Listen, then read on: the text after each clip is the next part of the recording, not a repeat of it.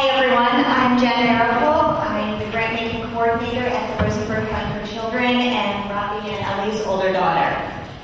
Thank you, Ray, for being with us this evening and sharing your experience and thoughts with us.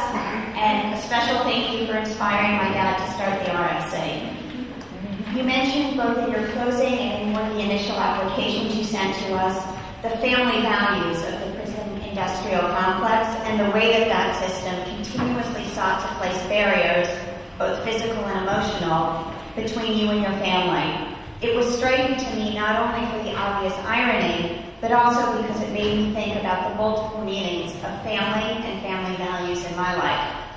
The RFC is part of my family in many significant ways. The first is perhaps the most obvious. It's an organization started by my dad with an enormous amount of support from my mom in honor of both his sets of parents, both the ones who gave birth to him and the ones who adopted him and his brother. Both these families helped my dad and my uncle to grow up feeling loved and safe. My father's connection to all four of his parents, to the extent that I need the context to know who he means when he says my mother or my father, taught me that family is about much more than biology. The RFC has also been a sort of second, late-in-life younger sibling, and a sometimes annoying one at that. My first volunteer work for the RFC, hand-addressing envelopes for fundraising mailings, was not my favorite way to spend my college breaks.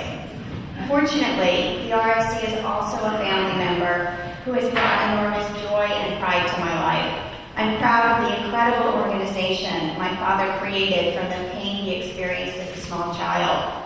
And I'm grateful to be part of a community of people committed to supporting today's progressive activists and their children in the same way previous generations supported my dad and uncle. Perhaps the best evidence that the RFC is part of the family is the fact that it's the source of an embarrassing family story.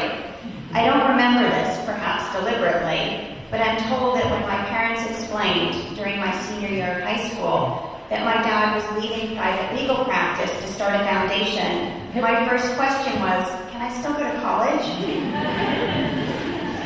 The foundation is also composed of people who are part of my extended family. I grew up with a number of the board members who are close family friends.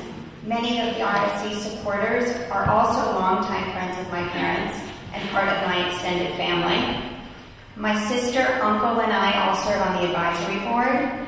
All of our former grant-making coordinators are good friends of mine. Jane Miller, the woman I consider a second mom, has been our financial coordinator since the start 20 years ago.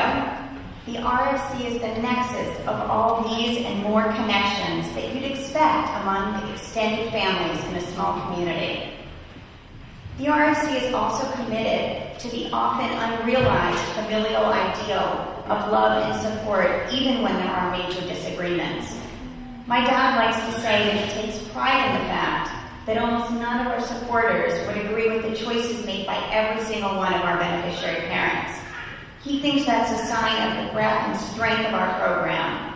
We try to be as broad as possible in the movements and individuals we support, recognizing that even if we don't always agree with every particular choice, we stand with these men and women in their fight for a more just world, and we embrace their children. And we value each other. While repressive forces continue to separate families by forcing political prisoners to serve time in facilities across the country from their loved ones, or denying them contact visits with their children and grandchildren, we tell these families we value you. We value your commitment to the larger human family, and we will do everything in our power to stand with you and help make the separation from your loved ones a little easier to bear. Whether it's violin lessons for the 5-year-old daughter of an environmentalist sentenced to 6 years in prison for 9 violent protests, or sending Leonard Peltier's great-grandchildren across the country to meet him for the first time, these grants illustrate our family values. As I look to my future with the RFC, I'm excited to continue meeting our long-term contributors and engage a new generation of supporters, many of whom, like my sister and me, grew up within progressive communities and are committed to giving back and carrying on the social justice efforts of our grandparents and parents. The RFC family, our beloved community, includes everyone in the room this evening. You are our incredible local support system. You've helped sustain and grow the RFC over these 20 years.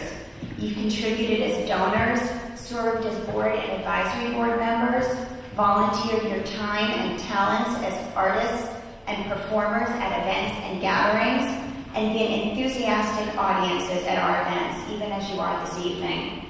I'm thrilled to have joined the family business. I'm grateful to be part of this amazing legacy, and I look forward to continuing to pass it on to a new generation of RFC supporters, targeted activists, and their children. Thank you, all of you, for helping make that possible.